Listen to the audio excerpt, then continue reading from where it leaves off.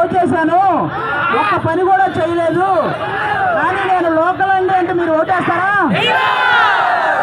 నేను దేవస్థానానికి సంబంధించిన పని చేస్తానని చెప్పాను, కానీ చేయలేదు, ఆ దేవుడు కూడా నన్ను క్షమించరు, అలాంటివి మీరు క్షమిస్తారా అంటే మీరు క్షమిస్తారా? ఓటేస్తారా అతనికి?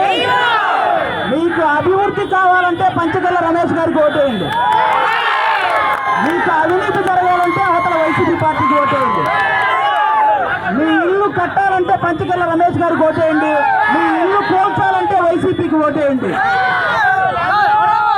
మీకు ఎటువంటి అవినీతి లేకుండా నిజాయితీ గల పాలన జరగాలంటే ఇక్కడ పంచకల్ల రమేష్ గారు రావాలి.